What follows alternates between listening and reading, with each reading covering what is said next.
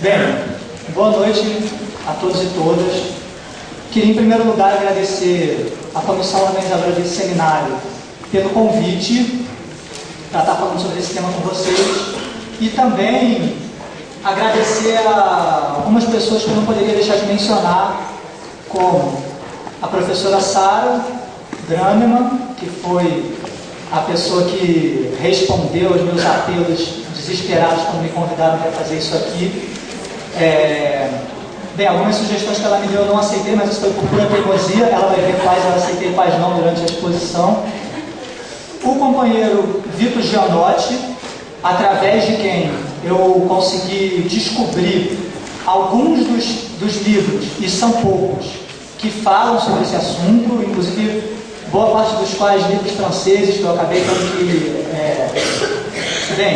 buscá-los, né? Algo que foi trabalhoso, mas esse companheiro foi quem me abriu as portas para essa literatura, então queria agradecê-lo. E além disso, eu queria agradecer também a dois companheiros professores da Escola de Serviço Social, o professor Zé Paulo Neto e o professor Mauriazzi.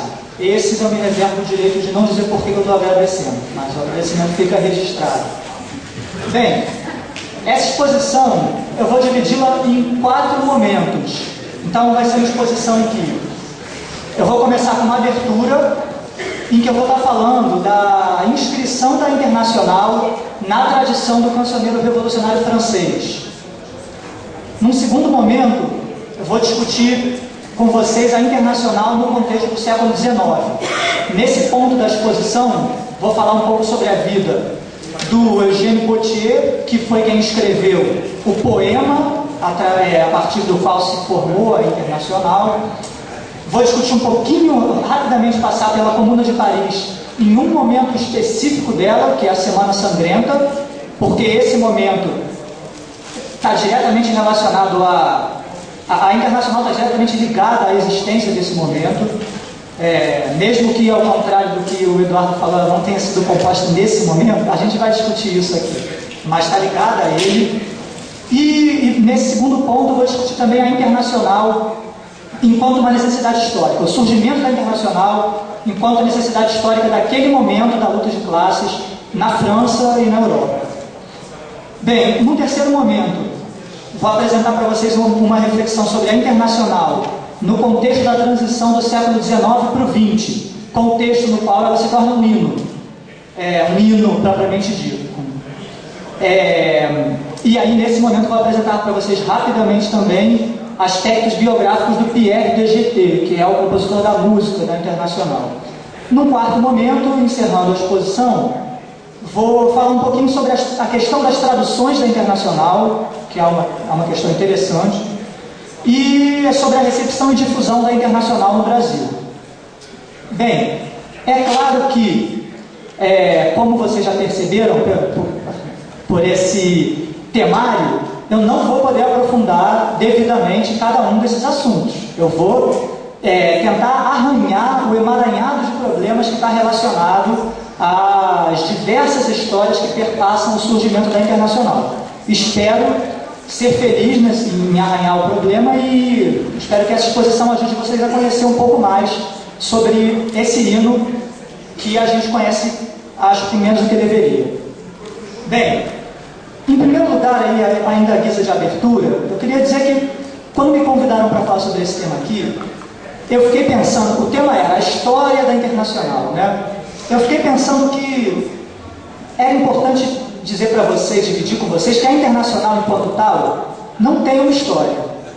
Na verdade, a Internacional, enquanto objetivação do trabalho humano, enquanto objetivação da criatividade humana, da força criativa humana, ela só possui uma história vinculada ao homem, tanto aos homens que a criaram, quanto àqueles homens que dela se apropriaram, a difundiram e que fizeram com que ela chegasse a nós hoje em dia, tendo a importância que ela tem, carregada dessa autoridade quase mítica que ela tem, de um hino, impregnada daquilo que o Benjamin chamaria de aura.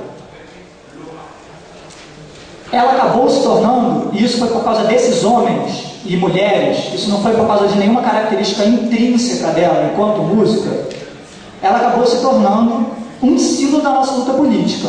E é por isso que ela tem tanta autoridade, um símbolo revestido de identidade, um símbolo através do qual nós nos identificamos entre nós e com nossos companheiros de gerações passadas e de gerações futuras. Bem, um primeiro ponto de apoio da minha exposição é o seguinte: a Internacional só pode ser compreendida no quadro do cancioneiro revolucionário francês, que, aliás, é um quadro muito rico, de onde ela brota e a partir do qual ela se espalha para o mundo inteiro. Esse cancioneiro, ele se constitui paralelamente à constituição do proletariado francês enquanto classe. A gente vai discutir isso, francês e europeu, vou aprofundar um pouquinho isso. Antes de 1789, no antigo regime, muito poucas canções, até 1789, vinham do proletariado ou desposavam a causa do proletariado. A classe operária aí ainda não tinha se constituído enquanto classe em si, sendo formada por trabalhadores isolados, trabalhando em pequenas oficinas. As organizações corporativas, os operários dividiam-nas com os patrões até então. Ainda não havia se posto a necessidade histórica da expressão dos interesses dos trabalhadores enquanto classe independente, autonomamente.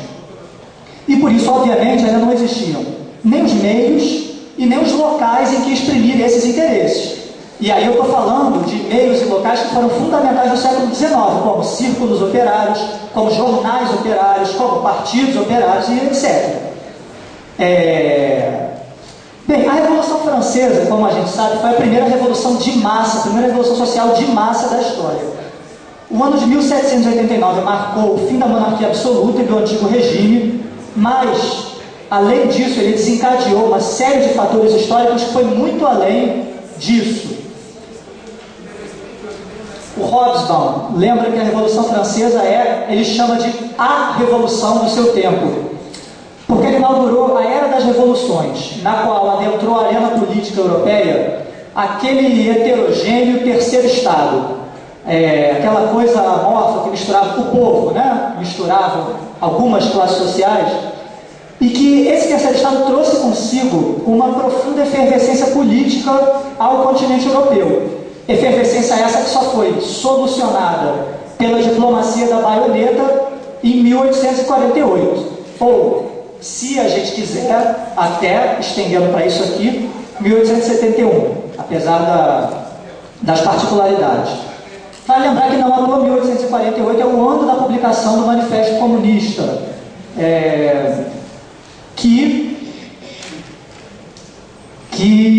bem, sintetizou no plano da teoria o movimento real que estava acontecendo nas sociedades europeias à época.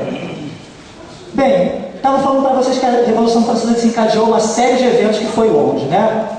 E aí, para a nossa exposição aqui hoje, talvez o que seja mais digno de nota, talvez o legado mais digno de nota da Revolução Francesa, tenha sido, nas palavras do Hobsbawm, o conjunto de modelos e padrões de sublevação política que a Revolução estabeleceu para uso geral dos rebeldes de todas as partes do mundo. Padrões estes que serviram para transformar a intranquilidade em insurreição e, daí, em revolução. Para vocês terem uma ideia da importância dessa novidade, além da Revolução Francesa ter desencadeado uma verdadeira avalanche de canções revolucionárias, ela contou com a Marselhesa, né? Foi o seu hino. A partir da Marselhesa é que se inicia o uso extensivo de hinos de massa de conteúdo político e mobilização popular. Vale lembrar, inclusive, para vocês terem uma ideia da importância da Marselhesa, não só como hino de 1789, mas como o hino revolucionário por excelência, que ela foi proibida durante o Segundo Império, vale lembrar, foi reabilitada na época da guerra contra a Prússia, mas foi proibida, e que a Internacional, quando surgiu durante alguns anos, evidências históricas indicam que tenha sido cantada sobre a melodia da Marselhesa, como vários outros hinos, aliás. isso era uma coisa de praxe. Muitos poemas revolucionários eram cantados sobre a melodia de hinos anteriores, e a Marselhesa era um dos hinos que se prestava a isso, digamos assim. Bem, o que eu quis dizer aqui, é claro que a importância da Marselhesa não significa que não houvesse certas músicas com potencial de se tornarem hinos tão importantes quanto a Marselhesa antes de 1789. Havia. A questão é que não havia condições objetivas para que esses hinos transcendessem a sua condição de hinos apenas ou de uma categoria ou hinos relacionados a momentos pontuais da luta de classes naquele local. Hinos que não conseguiram adquirir a importância histórico-universal que a Marselhesa adquiriu, inaugurando essa tradição do cancioneiro revolucionário francês.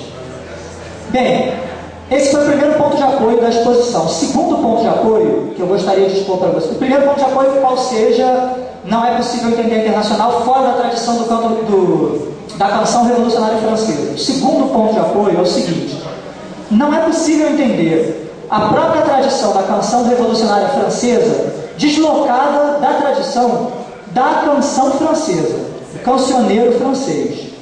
Eu não vou aprofundar esse assunto agora, e não vou aprofundá-lo hoje, não vai ser possível, é um assunto vastíssimo. Entretanto, vocês vão ver que durante a exposição, ele vai aparecer diversas vezes. Bem, sobre a internacional. A internacional vem à luz, no papel está hino da Internacional dos Trabalhadores. Não, essa música se chama Internacional, existem outras, eu vou falar sobre as outras daqui a pouco. Mas a Internacional, essa que eu estou apresentando para vocês hoje, ela veio à luz enquanto poema musicado, ou seja, letra e música, na segunda quinzena de julho de 1888, tendo por autores os operários Eugène Pottier e Pierre DGT. Eram operários, vale remarcar. Falaremos sobre eles daqui a pouco.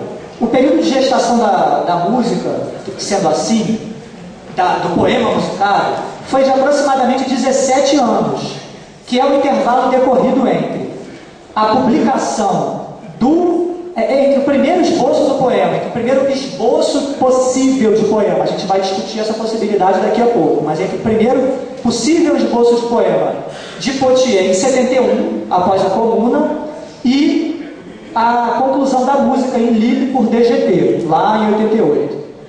Vale assinalar, e isso é importante para a gente pensar nas condições históricas do nosso tempo, que músico e poeta, nesse caso, sequer se conheceram. Pottier e DGT não se conheciam. Bem, vamos falar um pouco sobre Pottier, e entrando naquele segundo ponto, né, que eu falei, a contextualização internacional do século XIX e a vida de Eugène Pottier. Eugène Pottier nasceu em Paris a 4 de outubro de 1816 e morreu na mesma cidade a 6 de novembro de 1887. Reparem, por isso, que ele foi contemporâneo de Marx e Engels. Ele ganhava a vida como operário na indústria têxtil, mais exatamente na estamparia. Trabalhava duro, em condições ruins, e era mal remunerado, bem, como boa parte da classe trabalhadora da época, e não tinha vida fácil. Só que além do trabalho dele, digamos que ele tinha certos pendores artísticos e revolucionários, desde muito cedo. Ele era, além de operário, poeta e militante. E, além disso, ele era goguetier. Goguetier era uma espécie de seresteiro, eu estou adaptando, uma espécie de seresteiro da França da época. Essas goguettes, as tais serestas francesas, que eu chamei aqui de seresta, elas eram muito populares e eram culturalmente muito enraizadas na França já nesse momento. Existiam desde pelo menos a década de 1720 e eram frequentadas por todo tipo de gente, desde trabalhadores até outros setores sociais e até membros do governo e etc. Disse que até Thiers frequentava goguettes. Isso eu não sei, mas disse por aí. E essa informação sobre as goguettes é de muita importância. Por quê? Porque a gente pode dizer, e eu afirmo isso sem medo de errar, que que a Internacional deve sua existência, em boa medida, ao hábito boêmio do seu autor, de frequentar boguete, como eu vou explicar daqui a pouquinho. Bem, Eugène Pottier começa a compor, a escrever, já na década de 30, e logo ele se engaja politicamente. Participa da Revolução de 1848, na qual começa a tornar-se conhecido como poeta e celesteiro, e boguetier. E é importante frisar que ele nunca exerceu essas duas atividades profissionalmente. Mas, como outros artistas de esquerda dessa época, ele fazia isso porque considerava, além de porque tinha pendores artísticos, porque ele considerava a canção um meio poderoso de conscientização operária. E ele compunha e executava paralelamente sua atividade militante. Ele participou em 1864 da criação do Sindicato dos Operários da Estamparia, e esse sindicato se filiou à Primeira Internacional. Depois de lutar na Guarda Nacional contra o cerco dos prussianos a Paris, ele teve uma participação destacada na Comuna, onde foi eleito membro da Comuna pelo segundo arrondissement, que é uma divisão territorial lá de Paris.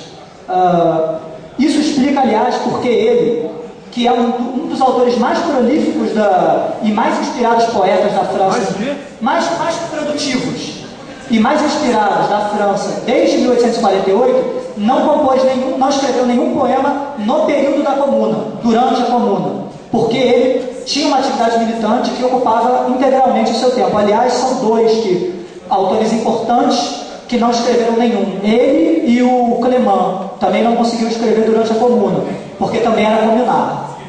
Bem, com a derrota da Comuna pelos versalheses, né, a Claudine apresentou isso ontem, Eugène Pottier precisa sumir,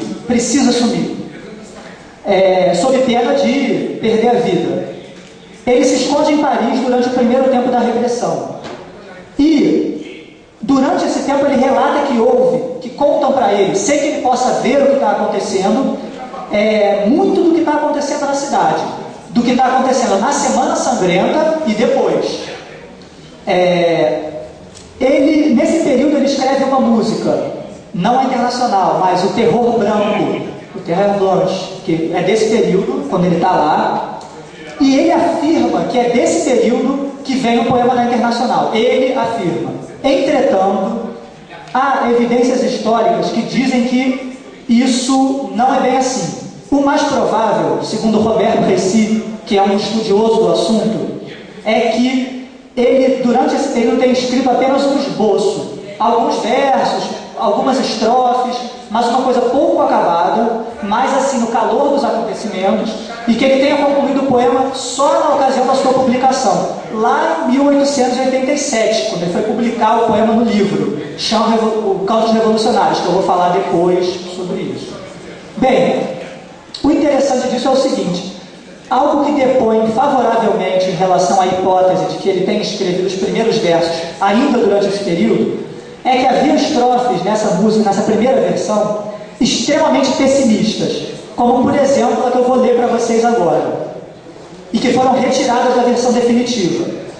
Bem, eu vou ler uma tradução, eu fiz uma tradução um pouco ao pé da letra, mas para mostrar a dureza do que está dizendo. Não vou cantar, vocês imaginem a melodia da Internacional, tá? Bem, as engrenagens já nos moem, o capital é capataz, metralhas em pedaços fazem nossa mulher, nosso rapaz. A usura eufórica em delírios dança sobre os corpos queimados, amarra a greve dos salários, a greve dos assassinados. Isso para você ver que ele não era uma música para cima, era uma música... Bem, falava sobre um episódio trágico. Depois a gente vai retomar isso aí, mais para frente um pouco. Essa estrofe não entrou na versão final, como vocês sabem. Bem, aqui eu vou fazer um rápido parênteses que eu acho importante para justificar isso que eu acabei de falar sobre a Semana Sangrenta. Bem, a Semana Sangrenta não teve este nome à toa. E eu acho que Pottier capturou com muita sensibilidade nessa estrofe o que foi aquilo. Como nós sabemos, tratou-se de um verdadeiro banho de sangue. Estimativas apontam pelo menos 30 mil mortos, 40 mil detenções, e milhares de deportações. Isso numa cidade que nessa época tinha apenas 2 milhões de habitantes. Para vocês terem uma ideia do tamanho disso, levando em conta essas estimativas, trata-se de matar, prender e deportar entre 3 e 5% da população parisiense do período. Dá para imaginar o que é isso? Como os números só, como diz o outro, números são a morte de um é uma tragédia, a morte de muitos é uma estatística, né?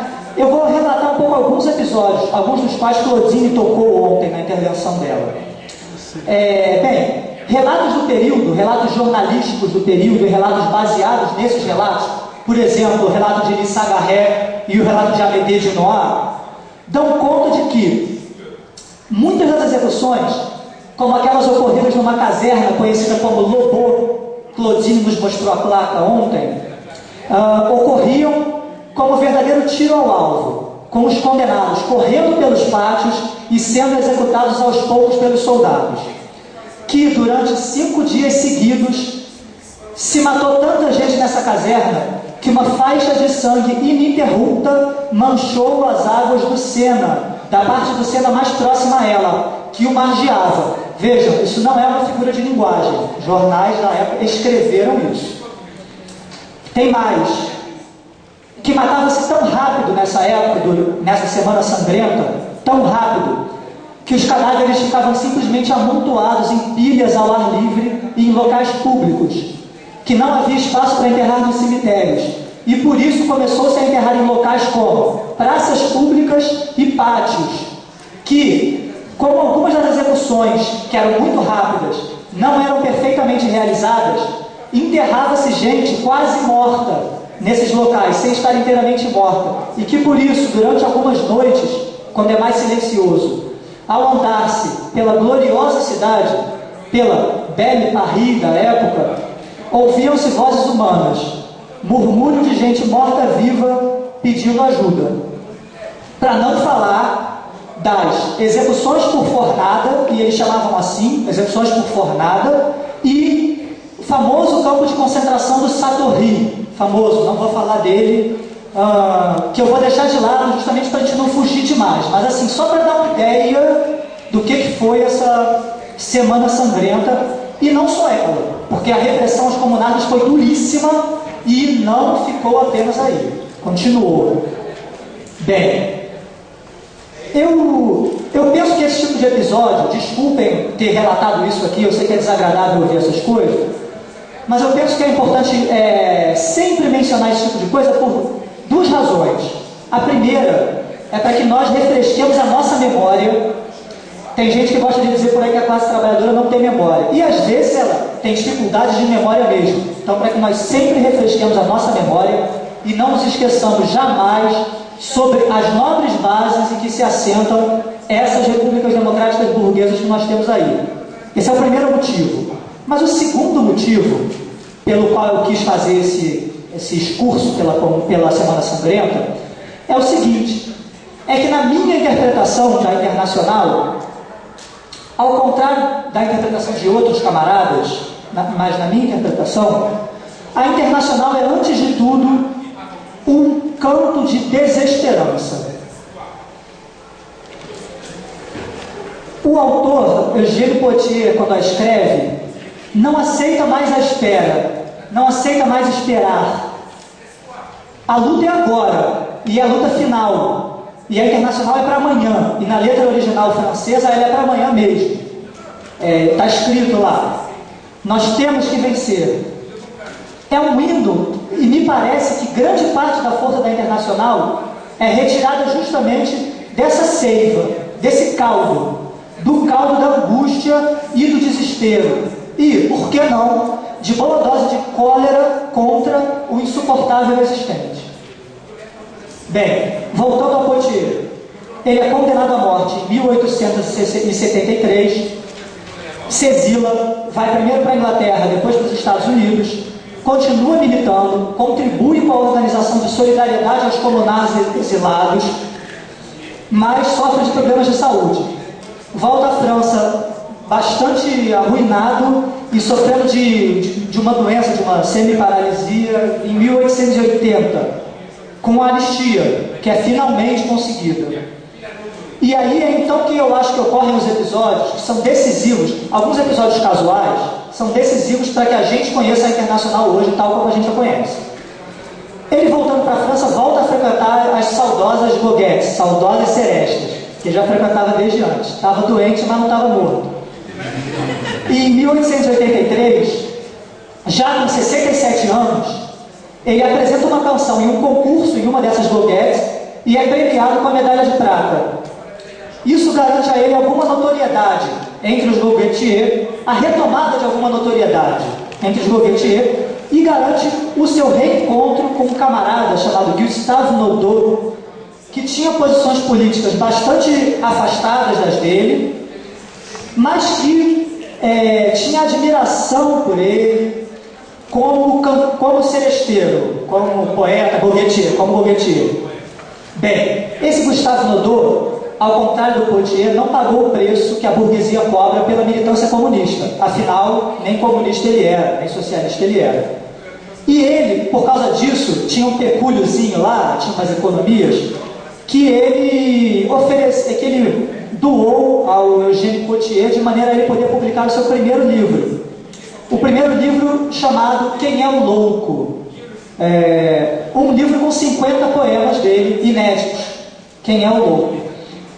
Esse livro ainda não é um livro que tem a Internacional, mas, bem, ele é um livro que... Esse livro fez com que camaradas do Poitiers percebessem que eles também podiam fazer o mesmo, ajudá-lo a publicar mais inéditos. Eu acho muito interessante falar sobre isso, porque Nodot não era socialista, e, bem, não era. Entretanto, publicou o livro. No prefácio escreveu uma frase que eu acho interessante, que é, bem, a política... Interessante não, é senso comum, mas é interessante ver o que ele fez. Ele termina o prefácio dizendo: a política nos separa, a canção nos reúne. Bem, acho um bom exemplo de camaradagem. O fato é que a publicação desse livrinho chamou a atenção aos companheiros do Poitiers, que em 1887, atenção, esse é o ano em que ele morre.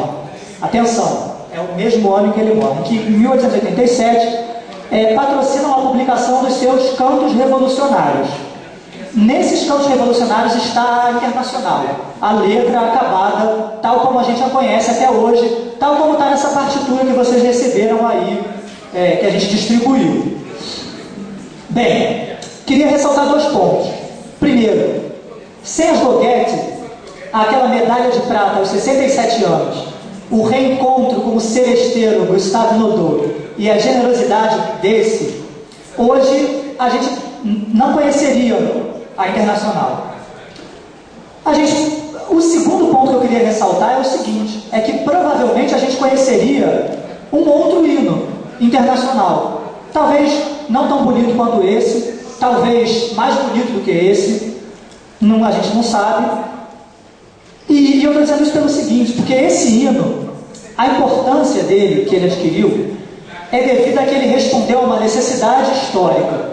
Não é devido a que ele era o melhor hino possível, ou o hino mais perfeito possível, mas que ele cumpriu um papel que era uma demanda histórica a qual ele teve condições de responder naquele momento por aquelas pessoas, com aquela rede de contatos que eles tinham, e por aí vai. Bem, eu queria notar nesse ponto que houve, para vocês, para comprovar o que eu estou falando, para isso não ser uma afirmação irresponsável, que houve pelo menos 2 ensaios anteriores de existência de um hino internacional dos trabalhadores. Pelo menos 2, talvez haja outros, mas pelo menos 2 que tiveram certa relevância. Um chamado O Canto da Internacional, o Alexandre Internacional que a gente estava falando ali embaixo, e o outro chamado A Grande Internacional, também conhecido como A República Social. Esse a letra era alternada, ora cantava-se a República Social, ora A Grande Internacional. O Canto da Internacional, esse primeiro que eu citei, foi escrito e apresentado por 3 dirigentes da categoria dos artistas na Comuna. Ainda durante a Comuna, teve 3 apresentações públicas ainda durante a Comuna, fez sucesso durante a Comuna, foi considerado à época por alguns como potencialmente a Marselhesa da Nova Revolução, mas depois caiu no esquecimento. Bem, e o interessante sobre isso é que eu ia falar uma coisa para vocês aqui, uma hipótese que eu ia apresentar sobre por que ele cai no esquecimento, mas a Claudine ali embaixo, numa conversa rápida, me explicou uma coisa que eu não sabia, e eu vou dividir isso com vocês. Eu achava que ele tinha caído no esquecimento devido à repressão. Eu achava isso antes. Claudine me explicou que talvez a explicação seja outra. Talvez a explicação seja a seguinte: que dois dos seus autores, após a Comuna, não foram molestados pela repressão à Comuna. Apesar de terem tido um papel destacado durante a Comuna, não foram molestados pela repressão à Comuna.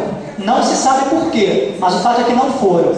E a Claudine me explicava que ela tem uma hipótese, e eu acho que parece ser a hipótese mais interessante, pelo menos a hipótese mais interessante que eu já ouvi sobre o assunto, que seja por isso que esse hino sumiu. Porque os trabalhadores, bem, não são bobos nem nada. Como é que você tem uma comuna que mata 30 mil, prende 40 mil, deporta milhares e não incomoda os caras que têm um papel na comuna e escrevem um hino revolucionário? Aí tem, né? Então, a Claudine estava me contando ali que ela acha mais provável que tenha caído no esquecimento por causa disso. Acho uma hipótese plausível e interessante. Esse hino caiu totalmente no esquecimento.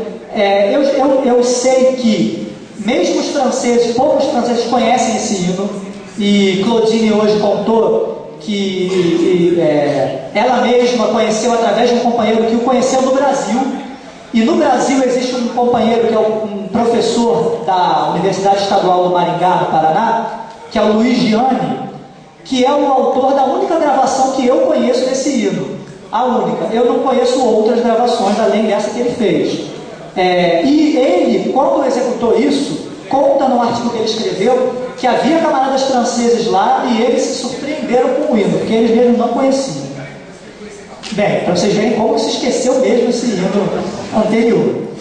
Bem, partindo para Pierre DGT e para a transição para o século XX. Ele é o autor da música da Internacional, né? Então quando a gente canta, bem, ele que escreveu isso aí. Ele nasceu a 8 de outubro de 1848 em Gand, na Bélgica, para onde seus pais, provenientes, eles vieram da Flandres francesa, tinham se mudado em busca de emprego, eles eram operários da indústria têxtil. E ele morreu em 26 de novembro de 1932, em Saint-Denis, na França. Vejam, viveu pra caramba, né? Morreu com 84 anos, em Saint-Denis. Bem, aos 7 anos de idade, Saint-Denis, perto de Paris, na Ile-de-France. Aos 7 anos de idade, a família dele voltou para a França e se estabeleceu em Lille. Ele aí se tornou operário, os franceses chamam isso de cabler, operário na fiação, digamos assim. Ele trabalhava no setor, eu não sei exatamente o que isso, mas foi a tradução que eu consegui fazer. E ele aprendeu a ler e escrever em aulas noturnas. Claro, ele era operário, inclusive trabalhou desde muito novo. A partir dos 16 anos, ele ingressou na Academia de Lille, onde primeiro teve aulas de desenho, o que foi fundamental, porque aí ele mudou de ramo, melhorou de vida, digamos assim, foi ser operário na gravação em madeira, virou gravador de madeira, e depois ele estudou música na mesma Academia de Lille. Ele só veio a ser premiado no curso de música da Academia de Lille aos 38 anos. Muito legal. Ele era sapateiro ou era o coutier? Não, coutier era... Bem, coutier trabalhava na estamparia e ele trabalhava nesse... Bem, ele era cabler. Mas olha só, mas vale ressaltar o seguinte, nessa época, e isso é importante ter em conta, como Marx já nos explicou no Capital, os operários mudavam muito não só de endereço, mas também de função. Aqui nesse caso, por exemplo, o DGT começa como cabler e depois ele vira gravador em madeira, né? Bem, claro, porque havia melhores condições para ele trabalhar com isso na época. Quando ele termina o seu curso e tudo, ele já era militante, ele se junta ao Coral Socialista de Lille, um coral que se chamava a Lira dos Trabalhadores. E, aos 15 dias de julho de 1888, ele já sendo o diretor musical desse coral, ele recebe uma encomenda de Gustave Delory, que era o fundador do coro e principal líder operário de Lille na época, para musicar os cantos revolucionários publicados pelo Potier no ano anterior. Lembrem-se que Potier publicou os cantos revolucionários em 1887. Entre esses cantos estava a Internacional, e ela foi cantada em público pela primeira vez ainda em julho de 1888, por ocasião do aniversário do Sindicato dos Jornaleiros. A música fez um sucesso retumbante. Foi rapidamente alçada à condição de hino do Partido Operário Francês, que depois veio a se tornar Partido Socialista Francês em outro contexto histórico, e em 1889 ele é alçado a hino da Internacional Operária, recém-fundada por, entre outros, nosso camarada Friedrich Engels. Bem, quero falar um pouco para vocês sobre o que é esse sucesso. Falei que a música foi um sucesso retumbante, não falei? Hoje em dia, quando as pessoas fazem sucesso, elas ganham muito dinheiro, não é? Vamos ver o que esse sucesso custou ao Pierre DGT. Ele imprimiu 6.000 panfletos com a partitura e a letra da música, para arrecadar fundos para o Partido Operário Francês. E neles colocou apenas o sobrenome, para se proteger. Por quê? Bem, vocês já vão saber por quê. Não adiantou. Ele foi mandado embora. Com a popularização da música, ele foi mandado embora. Foi posto na lista negra do Patronato de Lille como subversivo. E isso o levou a nunca mais conseguir arrumar emprego em Lille, na sua área. E ele, bem, começou a viver de bicos. A gente chama de dia de bicos, né? De trabalhos fora da sua área. Por exemplo, fazendo caixão e coisas do gênero. Em 1902, ele desiste de permanecer em Lille, se muda e com a esposa e a filha para Saint-Denis, onde ele virá a falecer. E nesse meio tempo os problemas se agravam. Por quê? Por quê? E essa é uma questão clássica, bem, conhecida de quem discute esse problema da Internacional aqui. O Pierre DGT, nosso autor, blocou com a ala esquerda do Partido Operário. Acompanhe meu raciocínio. O camarada era um esquerdista. Blocou com a ala esquerda do Partido Operário, que se opunha à política de coalizão adotada pela maioria do Partido Operário na época. Com isso, com esse blocamento, ele passa a ser hostilizado pela maioria. Dessa maioria fazia parte Gustave Delory, que tornou-se prefeito de Lille. Aquele Gustave Delory, que era o principal líder socialista e que pediu para ele musicar a Internacional, esse cara se tornou prefeito de Lille. Ele foi, aliás, o primeiro prefeito socialista da França. E, em 1901, Adolphe DGT, irmão de Pierre DGT, pertencente à maioria do Partido Operário, assim como Delory, e funcionário do partido, registrou a música como se dele fora. A música já era muito famosa, passando a receber pela música direitos autorais.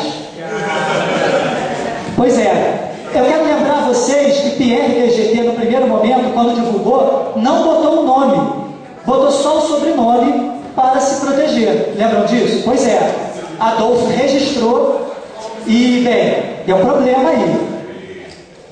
Por que eu estou falando isso? Isso não é só anedota, gente. Isso não é anedota histórica. Isso tem a ver com um assunto que eu vou discutir daqui a pouco, que é o seguinte: qualquer tradução da Internacional e a própria Internacional, como um hino político, a apropriação dela está eivada por questões políticas, desde o seu nascimento, como a gente está vendo nesse caso. Bem, para vocês não ficarem com muita raiva do Adolphe DGT, em 1916 ele se matou. Ele se enforcou e ele deixou uma carta a Pierre DGT pedindo desculpas pelo que havia feito, pelo plágio, e afirmando e dando a entender que havia sido instado pela maioria a registrar a música como sua. Dá para entender o tamanho do problema? Dá, né? Duas frações, uma luta política, um problema em torno da autoria de uma música que se torna um hino, amplamente reconhecido pelas massas. Quem vai ficar com o hino? É nesse contexto que a gente entende tanto o plágio, ou na verdade a apropriação indébita do Adolphe, quanto o seu suicídio posterior. Bem, Pierre só recebeu essa carta ao fim da Primeira Guerra, já que ele estava na parte não ocupada da França, estava em Saint-Denis já na época, e de posse da carta reabriu o processo judicial, que ele já tinha perdido em 1914, e conseguiu ter a autoria reconhecida, apenas em 1922, 10 anos antes de morrer. Bem, com a ruptura da Internacional Operária, da Segunda Internacional, DGT, coerentemente com suas posições anteriores, cerrou fileiras com os comunistas. Ou seja, é dos nossos, o camarada. Ou pelo menos dos meus. E de vários que estão aqui que eu sei.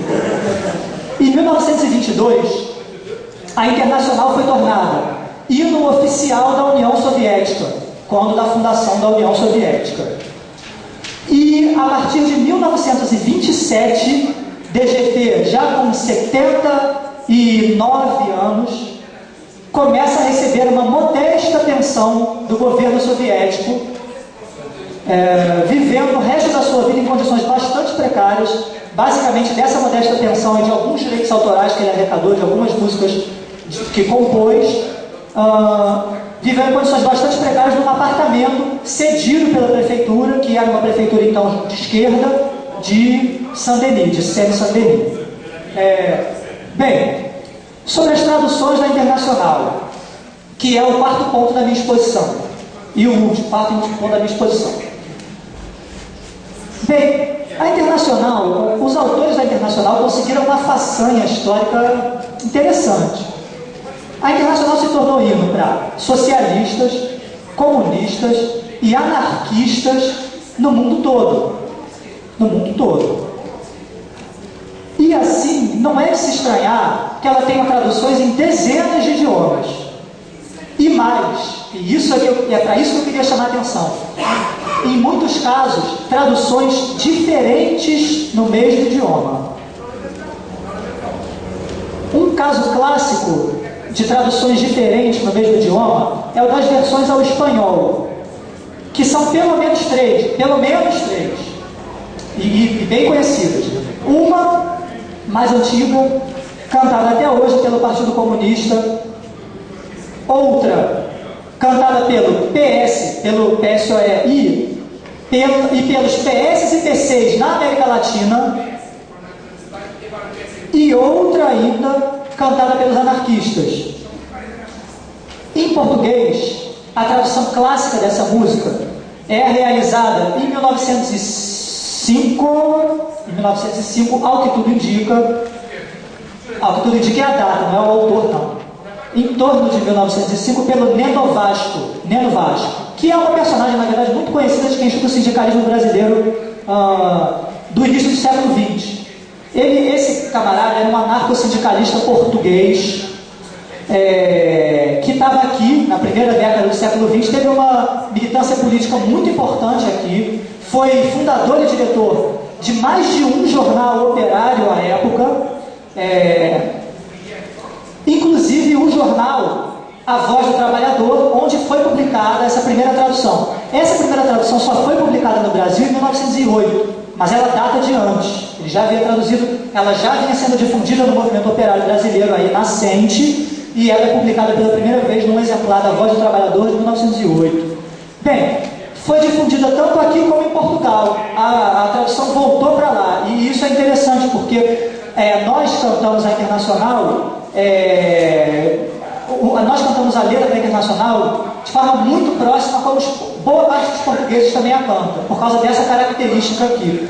Próxima tradução do Neno Vasco voltou para lá e foi também apropriada pelos portugueses.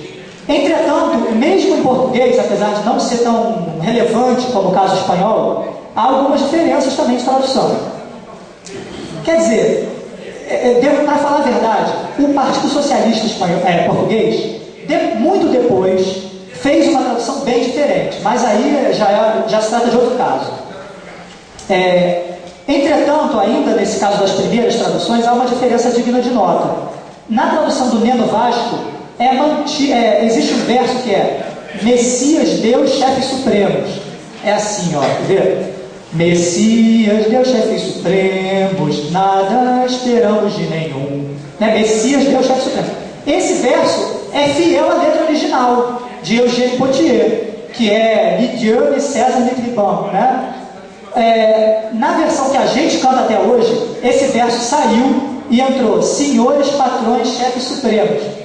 Bem, os anarquistas brasileiros ainda cantam Messias, Deus, chefe supremo. Os poucos anarquistas brasileiros que sobraram ainda cantam Messias, Deus, chefe supremos.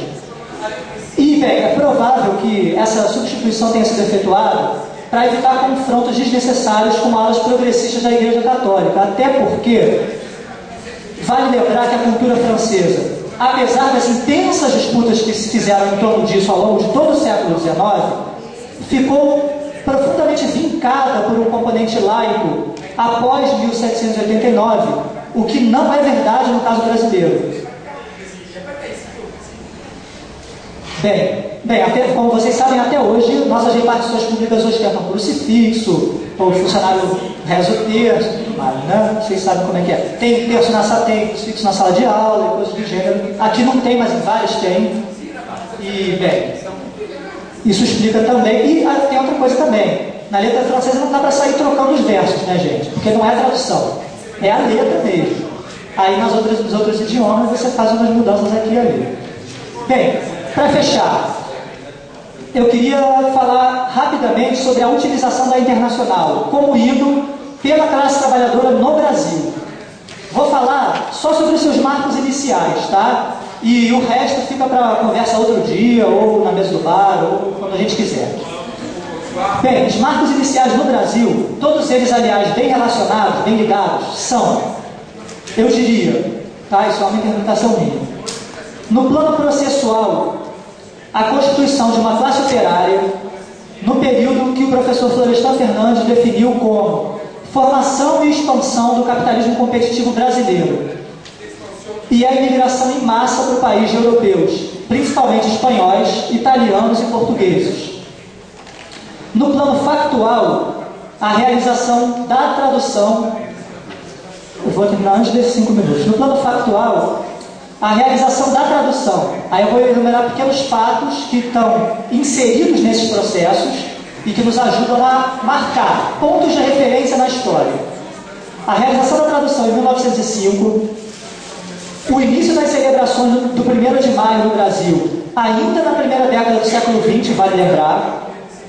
Há relatos já sobre a Internacional sendo cantada em público, já em manifestações em 1906 e em 1907, a emergência dos jornais operários brasileiros na mesma época, a primeira publicação do hino em um destes jornais, A Voz do Trabalhador, que contava com o Neno Vasco como um de seus colaboradores, e era, salvo erro, dirigido por um cunhado dele, inclusive, e a emergência de greves, a emergência de greves, culminando na grande greve de 1917, outra que às vezes a gente esquece dela, mas não deveria, durante a qual consta que o hino tenha sido cantado diversas vezes, consta que ele aí já estava bem difundido entre a classe trabalhadora brasileira, e o último marco inicial que eu colocaria é a fundação do Partido Comunista Brasileiro, na época Partido Comunista, Seção Brasileira da Internacional Comunista,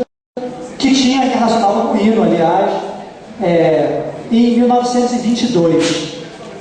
Com isso, gente, então, eu vou encerrar a minha exposição.